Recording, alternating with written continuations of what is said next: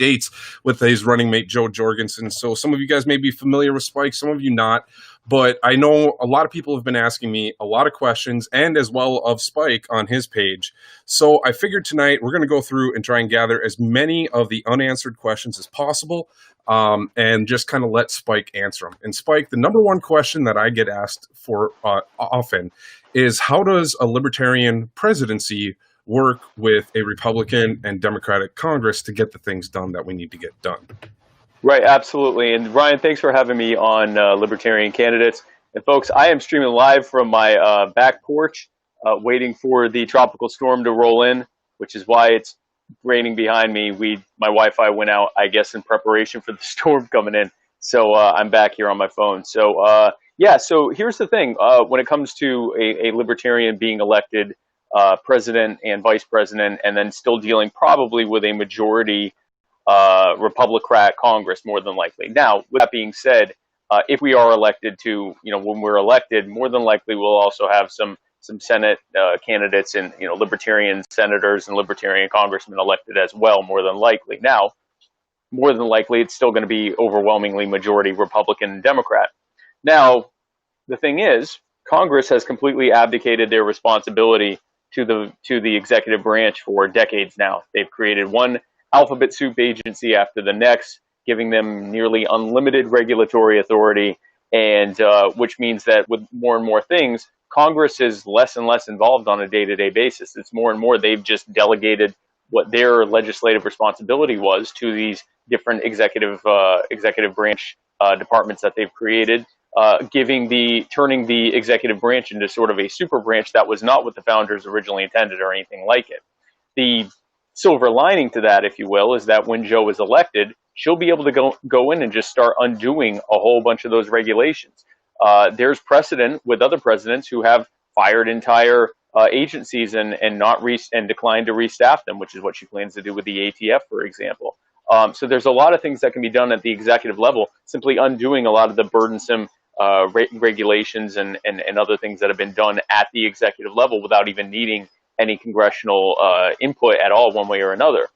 And when the American people see the immediate and profound benefit of having that power given back to them, having those burdens removed, having those fees and costs removed, so that they can thrive and prosper and live better lives as a result of fewer regulations, especially in things like healthcare and education, and really all sorts of every part of every sector of the economy and every part of our lives.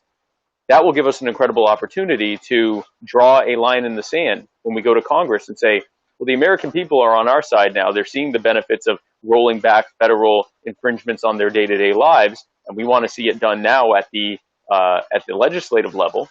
And so we'll draw a very clear line in the sand. And on one side, it'll be me and Joe and those working with us in Congress to remove the boot from the neck of the American people as they work to be able to thrive and prosper in ways that were previously not possible. And on the other side of that line will be those Republicrats who continue to fight to keep the boot on your necks and to allow continued needless suffering for no other reason than to preserve their own power and wealth and influence. I think that we'll win that fight every time. All right, that's a great answer. So in one of those things, we talked about eliminating some of the agencies. And one of the big things that Joe and you have both talked about is the getting the EPA out of the way, allowing nuclear power to be able to be used throughout the country. With that, a lot of people tend to get a little bit concerned when it comes to corporations and polluting.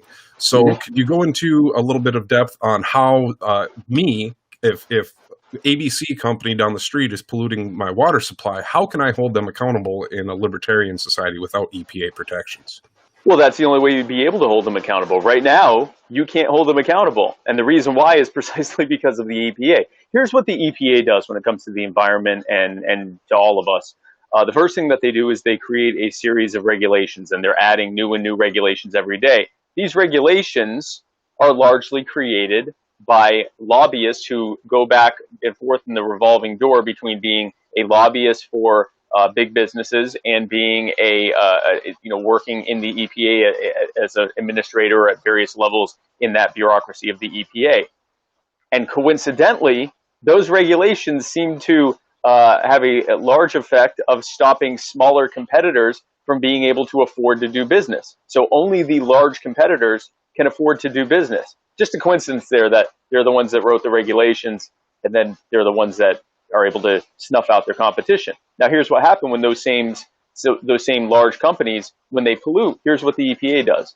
They step in and they issue them a slap on the wrist fine, a couple $100 million, a couple $1 billion, something like that, when they've done trillions of dollars, immeasurable environmental and economic damage to entire regions of the country. When you think of oil spills, you think of pipeline leaks, you think of tens of billions of gallons of sludge being released into lakes and rivers and so forth. This is immeasurable harm that's done, and they're given slap on the. I don't even like calling it a slap on the wrist, because you can feel a slap on the wrist. This is like a eyelash touching the edge of your wrist in terms of the fine that they get. The next thing they do is they indemnify them against lawsuits, which is really what would hold them accountable. If they could be sued for the damage that they do, it would put them out of business. More importantly, if they know that when they screw up, they could get put out of business as a result, they would self-regulate so that they would never do those leaks in the first place. Instead, they're indemnified against any kind of liability, civil liability, because the EPA says, it's okay, we already fined them. Well, the fines are a pittance in terms of the actual damage they've done. And then the next thing that they do is they externalize the cost of that cleanup. They make you pay for the cleanup. You're the victim here, but they make you pay for the cleanup. And they tell you that you can't sue those people for the damage being done. In a libertarian world, in a libertarian government, the way that would be dealt with is, instead of the government being involved regulating smaller businesses that don't even have the wherewithal to pollute like that, regulating them out of business, instead, we'd simply allow you to be able to sue them if and when they do that damage. Whatever damage they do, they would get sued for. And the bigger polluters who right now know that it actually costs less to pay the fine than to safely dispose of things, or to put the correct precautions in place to keep these things from happening. Once that's out of the way, now, if they do a leak, if they do a spill, if they do anything else, now they can be sued out of existence, and they know that, which means that they will be much more likely to self-regulate and make sure that they don't go out of business, or and not spill things and not leak things and so forth. So it actually leads to, there's no society or no set of no system that's going to stop all pollution or stop all accidents or stop all leaks, but it will greatly reduce it, because there will be an incentive for them to, they have to, if they do something, they'll have to pay for their cleanup. If they do something, they can be sued, as opposed to where it is now, where you're the one paying for it. So a libertarian solution to that is actually better than anything that would come from government. All right. The next question that comes up to me a lot is, are you an extremist that's going to pull the rug out from under the American people and leave them with nothing for the people who are, dependent on the system or who have paid into it, and that's what their plan is?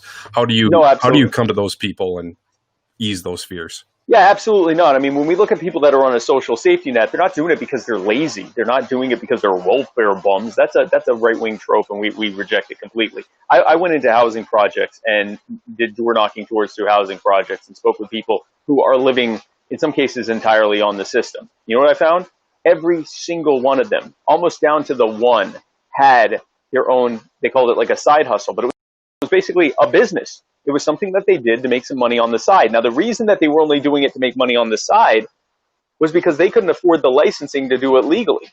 So they couldn't actually grow it into a proper business that they'd be able to live off of and be self-sufficient and grow it into a larger business and hire people and create jobs and build up their communities. They couldn't do any of that because they couldn't spend the tens of thousands of dollars in compliance costs. And this is stuff like braiding hair and mowing lawns and handyman work and fixing, car repair, all sorts of stuff, stuff that people do, food service and all sorts of other stuff. This is stuff that there's no reason for the government to be involved, but they're involved because, again, they want to keep out the smaller competitors. They want to keep people reliant on the system. They want to make it so that you're either a wage slave or living on assistance or unable to provide for yourself. They don't want people to build themselves up, because people who can build themselves up don't need government. People build themselves up aren't reliant on the big businesses who create all these regulations and laws for their craven pandering politicians to sign off on. They want us to be independent. So the goal is not to get rid of those safety nets. The goal is to put the ladders back so people can climb out of the safety net and help pull others out of it as well. That's how we deal with this. We don't deal with it by, here's what government does to the poor.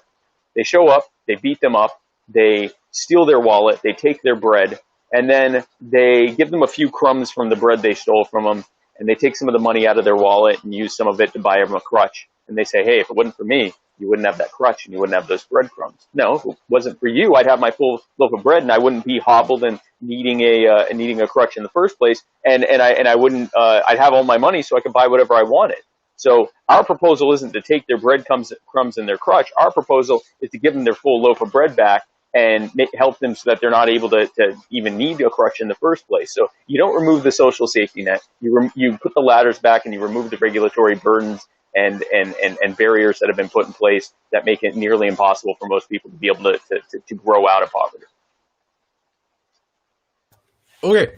I know you've addressed this on other times, but I just want to make sure we cover it here. To you, what does defund the police mean, or demilitarize, depending on which terminology you hear? It tends to scare a lot of people on that libertarians want to go to no police or have private mercenaries be our police force on the streets, and we're going to have Blackwater be our local police force. The MIC police, the MIC police department. No, listen, here's what defund the police means to me. Defund the police at the federal level means that we have seen what happens, and this is a common thread of what happens when the federal government gets involved in something. It gets a lot worse. And that's what's happened at the federal level with policing. As soon as the feds got involved in policing, starting largely with prohibition and then going into the civil rights movement and then going into the war on drugs and then the war on terror, what we've seen is that the police have become more and more militarized and more unaccountable. Bad policing has been rewarded. Good policing is increasingly punished, because if you try to hold your fellow cops accountable, there's no incentive for that. So here is what we mean when we say defund the police. What we're talking about, or demilitarize the police, we are talking about specific programs that are managed at the federal level that have served to be a sieve for money for basically enforcing the war on drugs. So first of all, we end the war on drugs. That has been a patent and complete failure. It has resulted in millions of people's lives being destroyed, being put in jail, having a felony record on them, usually because they have an addiction and they either have the drug that they need for their addiction, or they're selling the drug to help feed their addiction. This is a health problem. Someone who has an addiction doesn't want to be an addict. And anyone who knows addict knows that the vast majority of people that are addicted to a drug don't want to be addicted. They're often addicted because of a chronic health or chronic pain issue, or because of psychological trauma, or because of abuse, or a myriad of other things. They want help. But if you're on an illegal drug, it's harder for you to get help because you can go to jail if you try to get help. If you're admitting that you are in possession of something that's highly illegal, you can go to jail for it, even if you're trying to get help. So it actually disincentivizes addicts trying to get help. Same thing with people who want to try to help them. If I want to help someone who is on, people who are on heroin, and I want to set up like a safe injection place where they can come and inject their drugs safely, and then while they're there, I can encourage them to go to rehab services that we offer, or something like that. I could go to jail for doing that because that's illegal. I am accessory to a crime, helping facilitate people using drugs.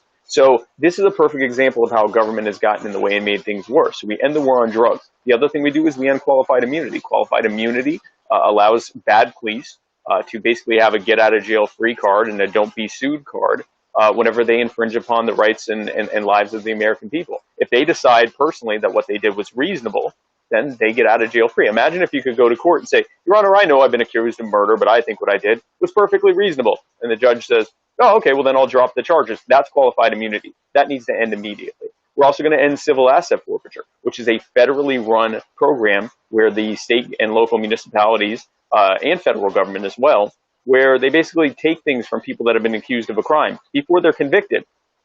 So even though we're innocent until proven guilty, they take all their stuff. What they would need to be able to afford to pay for their defense. And instead, that money is used to pay for their prosecution.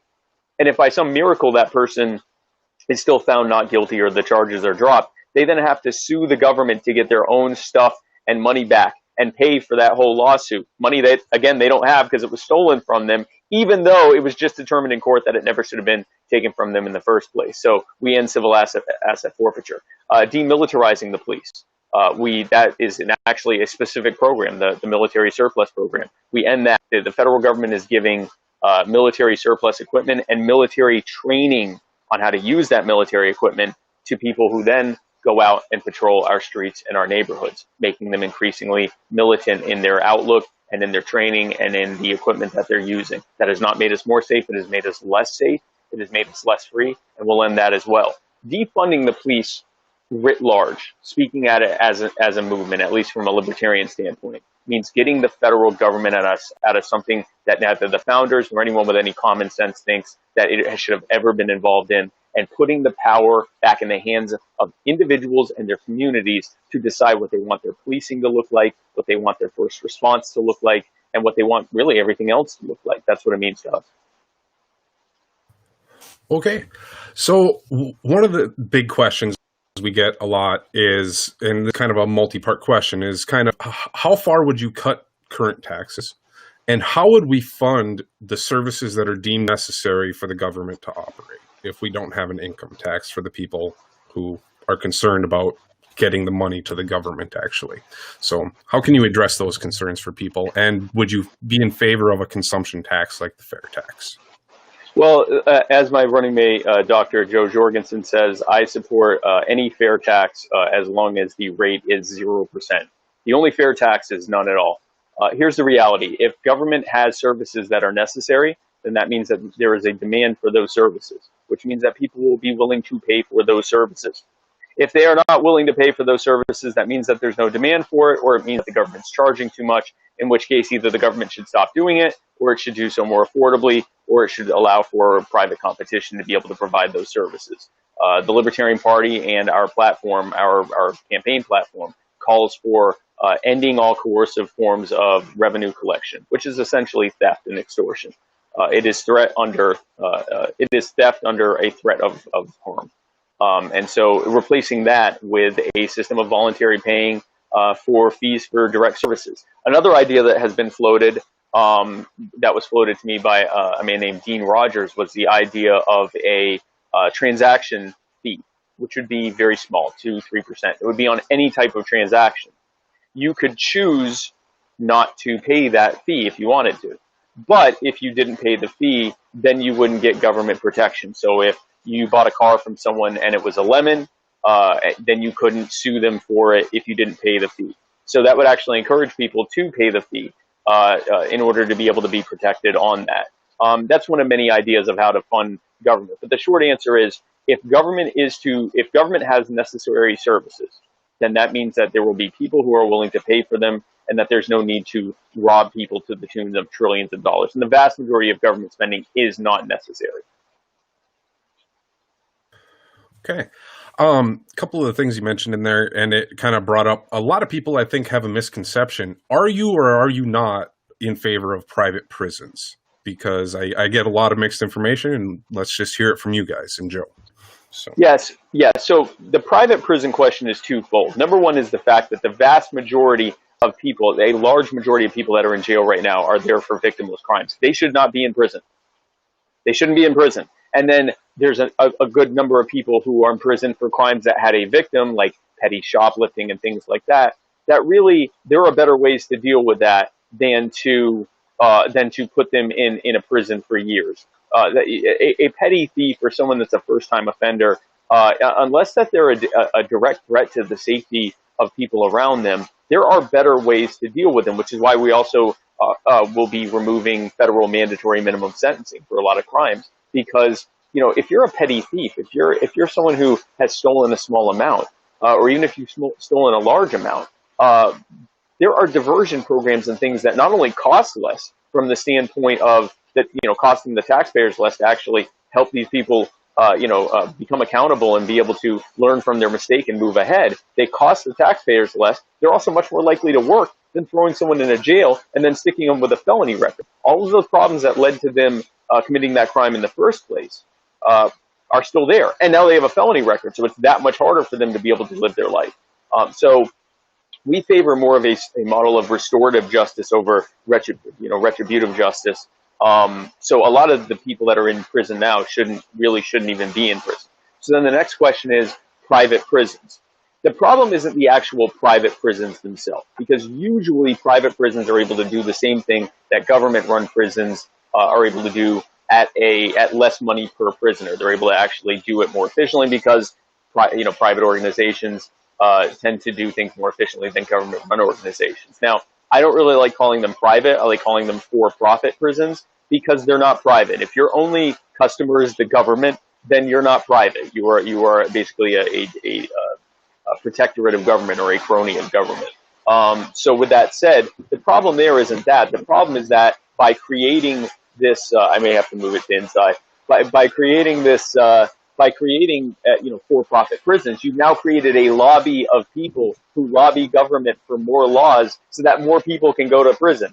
So that's the biggest problem there, more so than how it's actually run or anything like that, although there are some problems with that. The short answer is private, for-profit, government-run, whatever. There should be far, far, far fewer people in prison to begin with in the first place.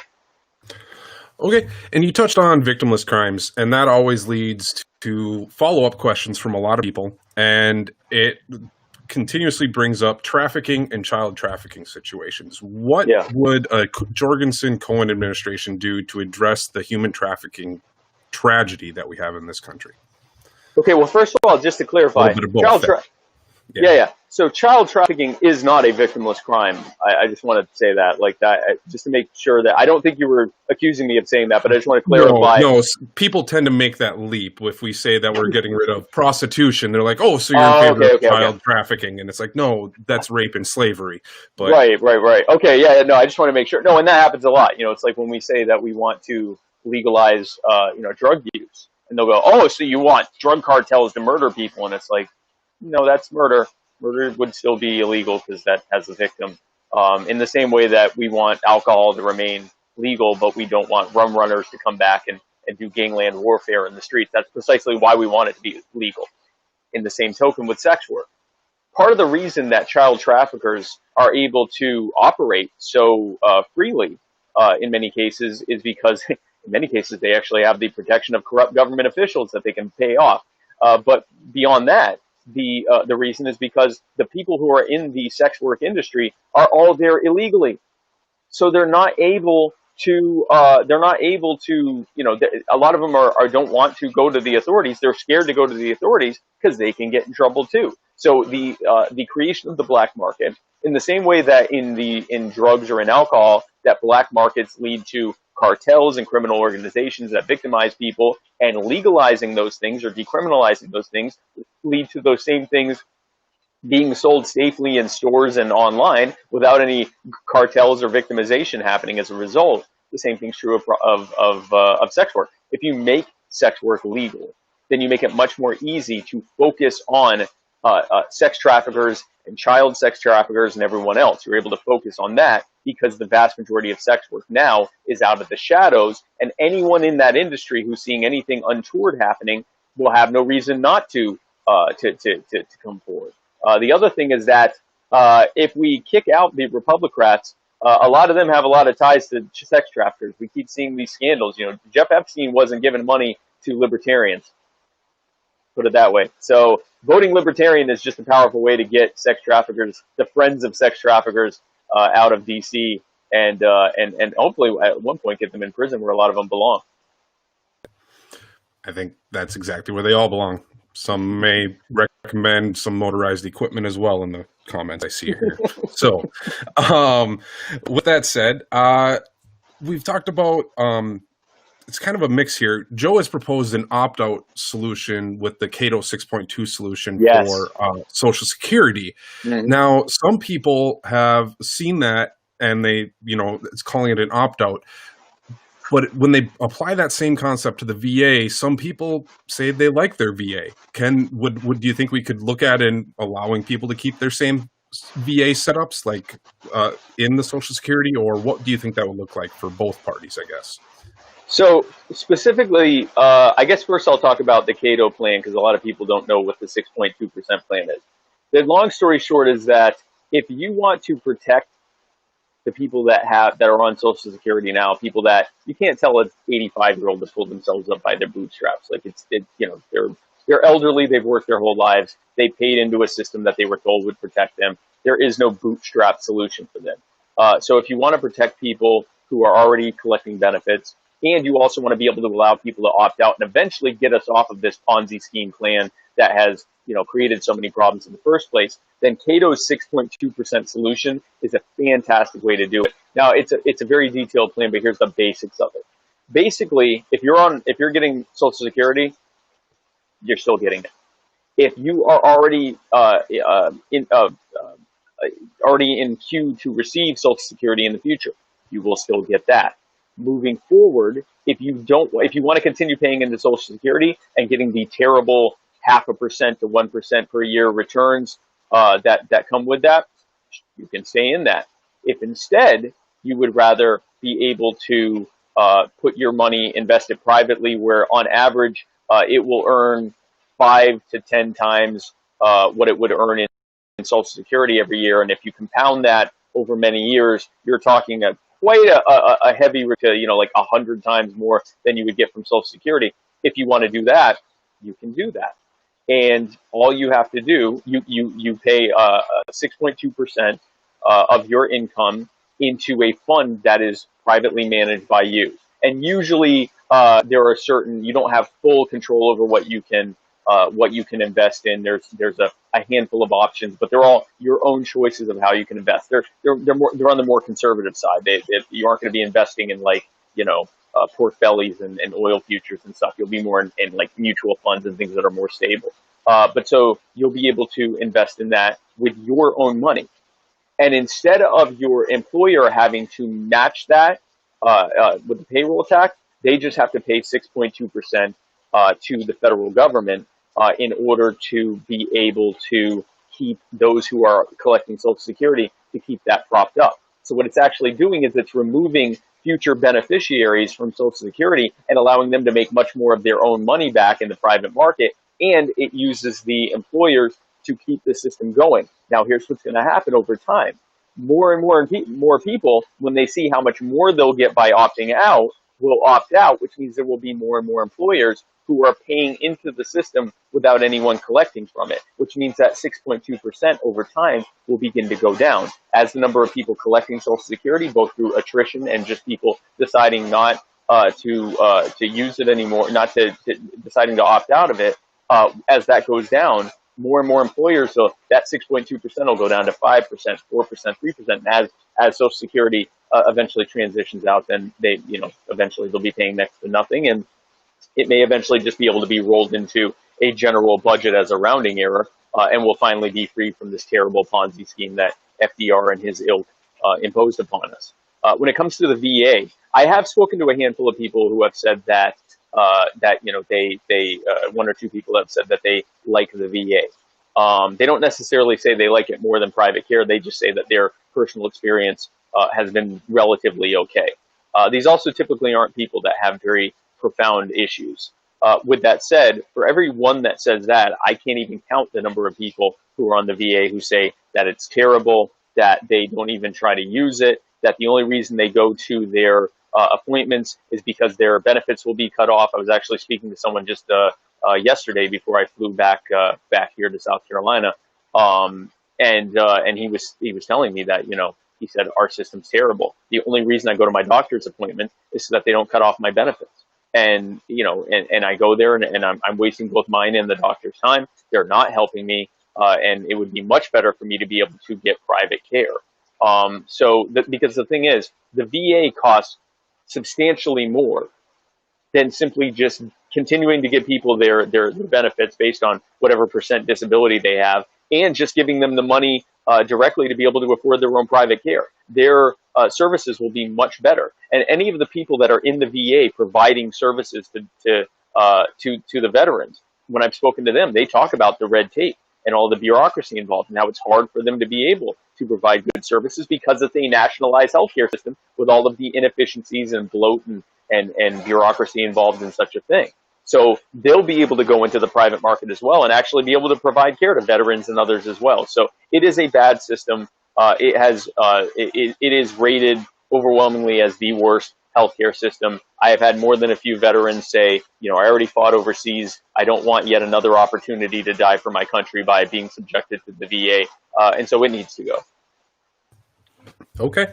That kind of brings up another question that I get a lot is what can we do to help homeless veterans, and for existing benefits for veterans like the GI Bill, I see that question being asked in here, will existing veterans be able to maintain their benefits and be able to go to college like they were promised they could?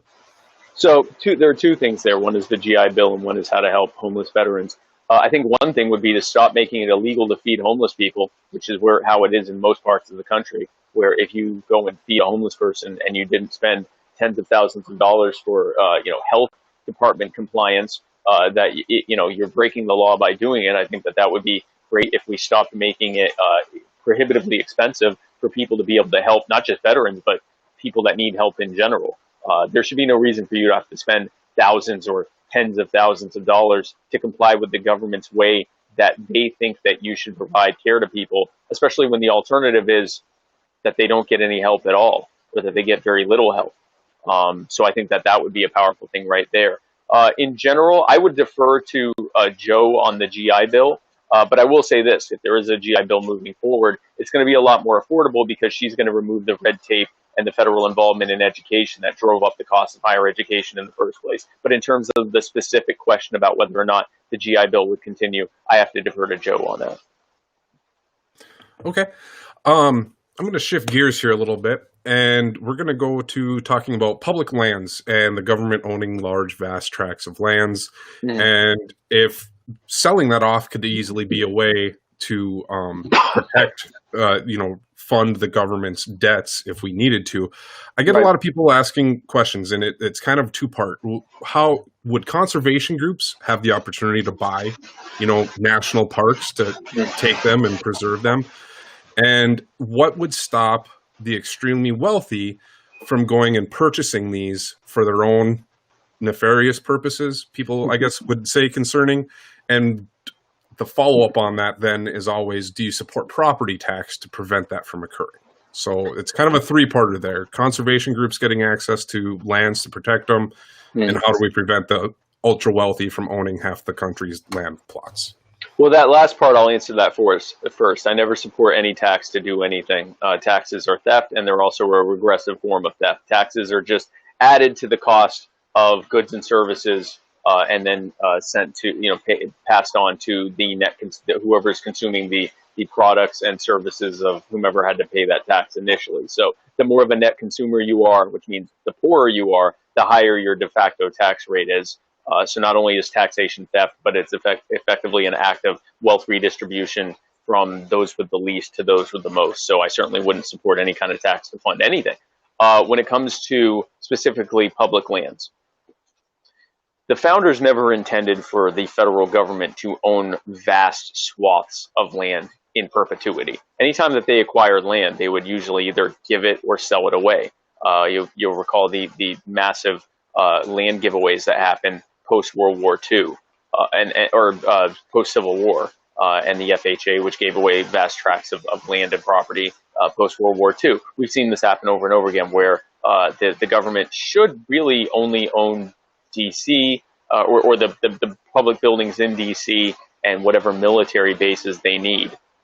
According to the Second Amendment, anything that is not explicitly enumerated as a power or responsibility of it's getting bad now, of the federal government in the Constitution is best left to, or is required to be left to the states, or preferably, or it says, or the people. I'm adding, or preferably the people, allow individuals to deal with it. So to answer your question, I think that when it comes to public lands, they're best managed by states, or sold or auctioned or given away to conservation groups or anyone who wants to keep them, to be able to preserve them for future generations. The question of what's going to keep the mega corps from being able to exploit the land, that's what they're doing now. We saw in both the Bush and Obama administrations, and I wouldn't be surprised if it's still happening now, where we had large timber companies that were going in supposedly just to clear out overgrowth. And then it turned out that they were not necessarily clear cutting, but they were taking a lot of stuff that wasn't just overgrowth. And that happened under the government's watch. So the idea that the government foxes protect our hen house from the big business foxes, when we see time and time again that they're all just foxes and they're all treating us like hens in a hen house, I think that it's much better left to people who own the property. We've seen a similar thing in countries that have problems with poaching exotic animals. The areas where the government manages those property have a lot more instances of poaching because they've got their bureaucracy set up. The people that they put in charge of protecting those species, like rhinos and certain types of elephants and things like that, are they're regularly paid off and bribed so that the people can come in and poach. Whereas in the areas where they have, in the countries where they've basically sold the land off and allowed people to privately own those properties, there's a lot less poaching going on there because the people who own those properties and everything on it have a vested interest in protecting it because it's theirs. So in general, privatization and handing off to the states is the best way of dealing with public lands in general. Anything that the government doesn't need for the military and for government buildings should be dealt with by the states or the people. Okay. Talking about public lands and kind of how we all got here, I tend to get a lot of questions about how would we go forward with Native American tribes in the country, and what sort of things do you think we can do to try and mend the broken promises we've made since we did make treaties in our own country? It's not even necessarily foreign with like the UN. It's our own lands with our own people. So how do we go about the forward improving Native relations throughout the whole country? Yeah, because this is a huge problem that doesn't get talked about a lot because it's compared to other issues, it's small. But to the people it's affecting, it isn't small. It's their entire life. It's everything. It's everything to them. And we have to realize we're talking about a people whose land was stolen from them, who were coerced into treaties that often were not beneficial to them, but it was either that or what they were seeing happen to other tribes, like the Trail of Tears and other things like that. And so they would sign the treaties. Those treaties were often broken repeatedly and replaced with new treaties that would be signed. And now the majority of natives live on reservations where the federal government tells them every single thing that they can or cannot do with it, down to if they can build a new home on it, down to how many cattle they're allowed to own, down to how much grazing that cattle is allowed to do, down to whether they can or can't sell or lease or sell off natural resources that they get from it. Every single aspect is managed by the federal government. And this might come as a shock to you, but that often doesn't end well for the natives. And I've spoken to many natives in many different tribes. We've actually had some conversations with chiefs of different native tribes. And what we've heard over and over, and not just the chiefs, but the people actually living on the properties. And what we're hearing over and over again is that it is functionally impossible for them to live on the lands that they were told that they could finally have for themselves. Our number one priority will be allowing them to have full ownership of their land. Enough was already taken from them. These are relatively slivers of land compared to what was taken from them. They should be able to use it however they see fit as individuals and collectively as tribes because it's theirs. And that alone, because the few tribes that are allowed to not even fully utilize their own, have full control of their land, but even just have some control of it, are in a markedly better position than those who are not. It is the difference between someone who owns their own property and someone who is living in a housing project. It is that stark of a difference. And so we would liberate the people on their own lands and allow them to use it as they see fit. Okay. That kind of leads into another big topic that comes up, but Puerto Rico, do you support offering statehood or their efforts to become a state if they so chose? And in general, this usually comes with the question, how would have you handled Hurricane Maria that devastated Puerto Rico if you were in the administration at that time? Well, first of all, for a long period of time, the Jones Act was in place, which made it almost impossible to be able to get as many goods as Puerto Rico needed initially after Hurricane Maria. That was an absolute nightmare. Thankfully, it was temporarily suspended. Unfortunately, it was put back in place, so that would end immediately. In general, here's the story with Puerto Rico. They are treated as a a colonial territory, and surprise, surprise. In being treated like a colonial territory, the people of Puerto Rico are often living in pretty inequitable situations as a result of that. So the direct question of being in favor of or against statehood, I would defer to Joe on that. But in general, I think whatever ends up happening, whether it's independence or statehood or whatever else, I think that the federal government should have far less control in terms of what the people of Puerto Rico and their I guess local or state or their islands governments and municipal governments should be able to do. There is, anytime that you federalize and centralize these policies, it leads to these top-down, one-size-fits-all policies that just so happen to always benefit the most powerful cronies in that area. And I think that the best policy in general is for the federal government to be as not involved in infringing upon the Puerto Rican people as possible. Okay. I think that's kind of it for the questions that flowed really well together. The rest here kind of get a little bit all over the place. So I'm just going to kind of pick and choose from some of these random ones. And I think this one, do you support removing the car import ban for 25-year cars that are newer than 25 years old so people can purchase alternative options from other countries?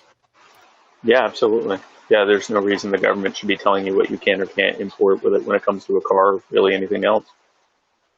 Okay, I figured that one would be pretty straightforward. Some of these might be kind of pretty straight up. Another one is, do you support dueling? It's a random question, but it comes up a lot. Do I support dueling? That is an interesting one. So you're saying dueling? So I mean, I guess if two people want to settle a dispute willingly together in a duel. Man, so I mean, I guess in spirit, I'm not against it, but you're talking about something that will likely end in someone either dying or facing bodily harm, which is a little bit different than a gentleman's fistfight type of situation. It is, I guess, it's in theory not much different than prize fighting. I'm going to go ahead and defer to Joe on that one, actually, Ryan. Okay. Yeah, it's random. I get it asked a lot. It is definitely random. We probably need to come up with a dueling policy. Yeah. It's in there every now and then. It's like, why? I guess that's an important question for people. With that said, a lot of other questions tend to come to negotiating benefits, pay equality, maternity leave, paternity leave for employers. A lot of places in the world have these as standard benefits because it's mandated by the government. What sort of things can you do in a libertarian role in government to encourage these sort of equities, I guess you could call them, for people? We remove so many of the barriers and burdens that make so what the federal government and state governments as well have done is make hiring Americans and making things in America increasingly unaffordable. What that does is reduce the demand for hiring Americans, while simultaneously increasing the supply of Americans who are looking for jobs. When you increase the supply of something and reduce the demand for it, that makes its value go into the toilet. So that's what's happened, is that now an increasing number of Americans, what just happened, Ryan? We just saw during this pandemic, we're being told that these workers are essential. They're essential workers, and yet they're not getting much. They're not getting much because it's not very, it's not considered skilled labor, quote unquote. And although I'd say dealing with people in a retail setting is a skill in and of itself, but the biggest reason for it is because there's so much supply of that labor and the demand isn't as high as it used to be. And especially for, more types of quote unquote skilled labor. The best way to deal with that is not to regulate it. That's what's led to the problems that we're having now. The answer to that is actually to deregulate as much as possible so that the amount of labor here goes through the roof. Because then when the demand for labor goes up and the supply of it goes down, employers have to naturally do everything they can to try to entice workers to work for them, and that's when you can negotiate higher wages and maternal leave or parental leave, or in work childcare, or health benefits, or whatever else. You'll be in the catbird seat with that, because the demand for your labor will be higher and the supply of it will be lower. We actually saw this during World War II. So during World War II, because the federal government was creating massive amounts of demand for labor in order to fund the war effort, there was essentially no unemployment during that time. And the federal government, actually, to try to save money, they were threatening to put in place wage caps. Right? They were threatening to put in place caps that you couldn't give someone this much more than this amount for a given job. The employers went around that and started offering different types of benefits, pensions, health insurance, and other. That's actually when comprehensive health insurance started. All of this came about because the government was actually threatening to do the opposite of what they do now. They were actually threatening to say, no, you can't give them more than this amount for the work that they're doing. Because the demand was so high and the supply was so low, the employers, even in the face of the government not telling them to pay them more, actually telling them the opposite, they found ways around it. So, and it's not because they were so, that they were altruists, these employers. It was because they wanted the labor. So you deregulate, you increase the demand, you reduce the supply, and as a direct result of that, pay goes through the roof. The ability for, if demand for a certain type of work is through the roof, and employees say, hey, listen, we'll only work for you if you collectively bargain with all of us, I don't have any other choice, and there doesn't need to even be a regulation. So that's the best way to deal with it. Make employing Americans affordable and desirable again. I think right there you hit at a point that leads into another good question I get is workplace safety, and with deregulation and the perception that OSHA is what keeps employees safe at work. With OSHA, how will people not get injured on the workplace and hold their employers accountable? Yeah, OSHA is, let's be clear, the innovations that have happened that have made people safer have happened as a result of innovations in the market, innovations in technology and technique and so forth to be able to make people safer. OSHA is to workplace safety what the EPA is to environment. It regulates, creates regulations that make smaller competitors unable to be able to even do business, which just so happens they were written by the much larger companies. And then when the companies do violate things, OSHA steps in, gives them slap on the wrist fines, often indemnifies them against being sued, and then any kind of things like, for example, asbestos and things like that, big things that happen that cause large amounts of damage and harm, the taxpayers get stuck with the bill for it. So you get them out of it, you allow workers to be able to sue, you allow workers to be, and again, this goes back to what we were just talking about. If the supply of labor is restricted because the job market's so hot, and the demand for labor because the job market's so hot goes up, then it will allow employees to require certain levels of even more safety standards than we have even now. And it will necessarily create innovations in the market to make things safer. The bottom line is if you make it worth their while to not want to get sued, then they're going to self-regulate, and they're going to do so in far more effective and cost-effective and actually effective in protecting and saving lives, and in any way than any kind of federal or government regulation could. There we go. Okay. That kind of brings up, sorry, make sure I got the right question here. One more on the regulations, food safety, the USDA. Can you hear me? Can you hear me, Spike? Can you hear me now? Hello. I was sure that I was going to be the one who. Can you hear me? I think we lost. Let me see here. What did I do? This is. I think we may have lost Ryan.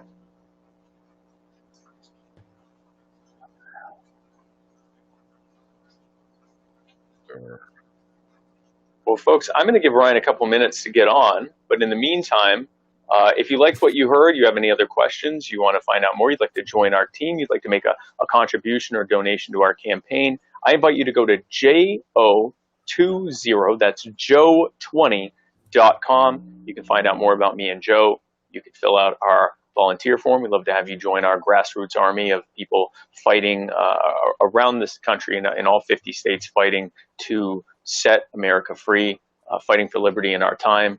And if you're able to make a contribution, that would be great as well. I invite you to join me on social media. I am on Twitter, I'm at Real Spike Cohen.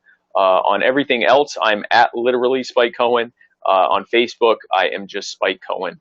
And really, if you just look for Spike Cohen or Joe Jorgensen on any social media, you will find us. But again, our website is Joe20, that's JO20.com. And I greatly appreciate your time. I'm going to go, and Ryan's trying hard to get on. I can see it. Can you hear me? He's trying. It sounds like they can hear me, but we can't hear each other. So I'm going to go and get away from the storm because the winds, it is 7:54 Eastern, and the winds are supposed to be approaching at like 8. So this is a good time to not be outside. So folks, once again, Joe20.com. Thanks for tuning in. Always a pleasure to talk with y'all. If you're in the path of this storm, then stay safe, and I will see you soon. I love y'all. All right. Thanks, Spike, for being on. Apparently, people can hear me, but we can't hear Spike, and we can't hear each other. So it's just what happened, everyone. But thank you guys for joining us. Maybe we'll get to do this again another time if I can get Spike booked. But thank you guys for being here, and have